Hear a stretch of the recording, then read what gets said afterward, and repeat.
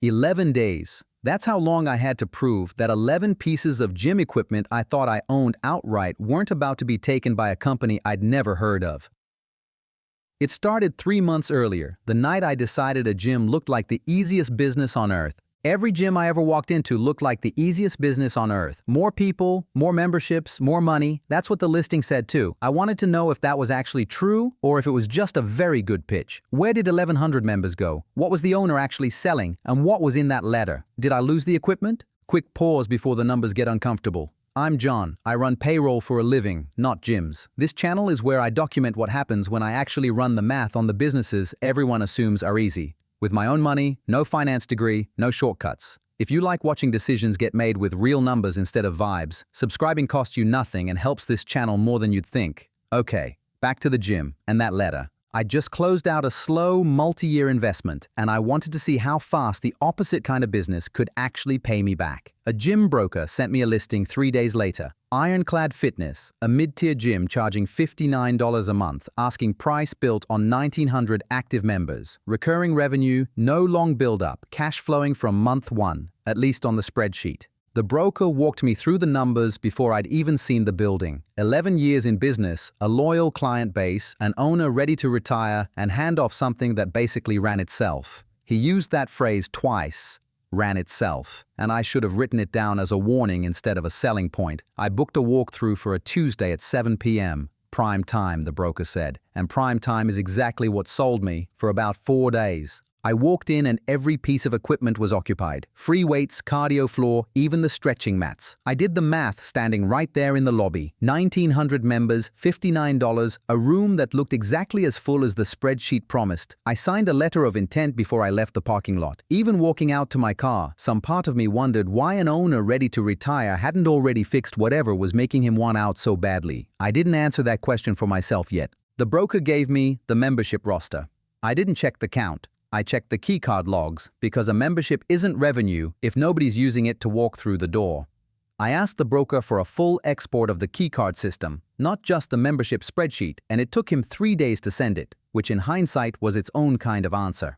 Before I looked at a single number from Ironclad itself, I pulled the industry benchmark because I wanted something to measure against instead of trusting my gut. According to IHRSA, the average annual retention rate for health clubs is approximately 71.4%, meaning close to 3 in 10 members leave every year, even at a normal, well-run gym. That was my baseline. Anything meaningfully worse than that, and the whole recurring revenue story falls apart. Ironclad's logs showed something else entirely. Of the 1,900 names on that roster, 800 and change had swiped in within the last month. The other 1,100 were still being billed. Some hadn't walked in for over 214 days. I cross-checked 20 of the oldest accounts against the point-of-sale system, and every single one of them was still an active monthly charge. And somewhere in those 1,100 phantom accounts was the first domino that led to the letter. I didn't know that yet. Here's the number the listing wanted me to see. 1,900 members at $59, $112,100 a month.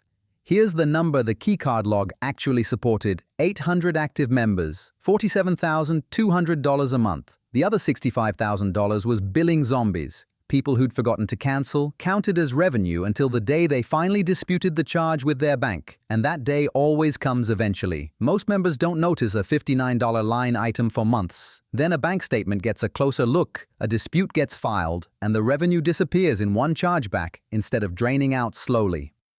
Over a full year, that gap alone was worth more than the entire down payment I was about to put into the business.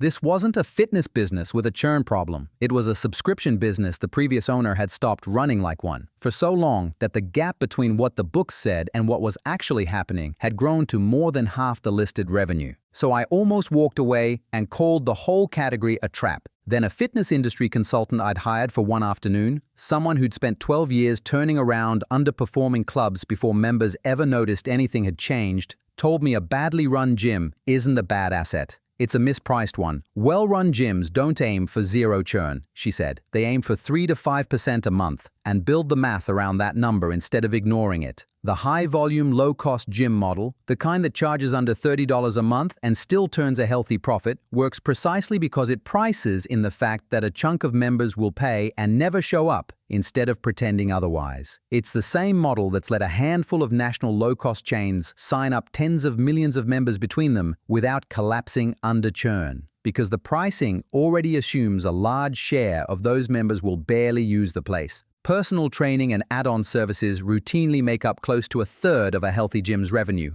not the memberships themselves. The membership gets people in the building. The rest of the business is what actually pays. Ironclad wasn't a bad business. It was a business nobody had operated as what it actually was in 11 years, because the previous owner had stopped checking the one number that mattered. I went back to the broker with the real active count, not the roster count, and renegotiated the asking price down to a number built on 800 real members, not 1,900 ghosts. He pushed back at first, told me the roster was the roster, and what members did with their memberships wasn't his problem to price in. I told him it was exactly his problem to price in, because I wasn't buying a list of names. I was buying cash flow, and the cash flow only existed for 800 of them. I added a training package and a small corporate wellness contract with 2 nearby offices before I even signed. 40 employees at each company, a flat monthly rate, guaranteed for a year, regardless of how often anyone actually used the gym. 2 contracts, a little over $11,000 a year combined, not enough to change the business by itself, but enough to matter when you're rebuilding revenue one real number at a time. Built the churn-adjusted revenue in before I owned a single treadmill. Priced correctly, the business would break even on capital in under 3 years and throw off cash every month starting in month 4. On paper, I'd fixed it. On paper. One more number before the letter. 11 years is how long Ironclad had been open under the same owner. 4 years is how long the equipment lien had been sitting there, unnoticed, while 3 months of my new ownership went by without me knowing it was still active. 3 months in, cash flow finally matched the model. Then that letter from the opening showed up for real. A voicemail from a company I'd never heard of, Meridian Equipment Leasing, telling me a monthly payment had bounced on machines I thought I owned outright. I pulled the sale agreement, nothing about a lease anywhere in it. So I finally ran the one search I should have done before closing instead of after. A UCC lien search with the state. There it was, a financing statement filed 4 years earlier, never released. $38,400 still owed on 11 of my cardio machines. Machines that, on paper, still partly belonged to a lender nobody had bothered to pay off. Day 1, I called the broker. He said he'd never seen a lien on the paperwork, which might even have been true. It just meant nobody had looked. Day 3, I called an attorney. Day 5, Meridian's collections department told me flatly that if the account wasn't brought current, they had the right to reclaim the equipment named on the filing. 11 treadmills, mid-membership. For 11 days, I genuinely thought I could lose 11 treadmills mid-membership with people mid-workout on them. My attorney invoked the seller's warranty clause, the same paragraph that says the assets were sold free and clear of any lien, and put the seller on formal notice. We split the payoff from an escrow holdback that, by pure luck, hadn't been released yet because the closing attorney had held back a reserve for exactly this kind of post-closing surprise. 11 days after that voicemail, Meridian filed the release. The machines were finally actually mine. I called a mentor of mine that same week, someone who's been buying and fixing businesses longer than I've been alive. I told him I'd found something that paid back fast and also something I'd nearly lost in 11 days flat. He didn't say congratulations. He asked what happens the next time I skip a search to save an afternoon. I didn't have a clean answer. Fast money and safe money are almost never the same asset. This gym pays me back quickly because I'm the one now carrying every risk the previous owner had stopped managing, including the risks nobody thinks to mention until a certified letter shows up in your mailbox. I run that same lien search on everything I look at now, no matter how small the deal or how much I trust the person selling it to me. If there's one thing this whole gym experiment taught me, it's that the real risk is never the number you're staring at. It's the one nobody mentioned. 11 days doesn't feel like a long time until you're the one counting down from it. So here's what I'm doing next. I don't know yet which business I'm pulling apart. You do. Tell me in the comments. The business that looks the easiest from the outside, the one everyone assumes just prints money on its own. I'll pick one and I'll run it exactly like I ran this one. Real numbers, no assumptions, nothing smoothed over for the thumbnail. Subscribe if you want to see which one wins. See you in the comments.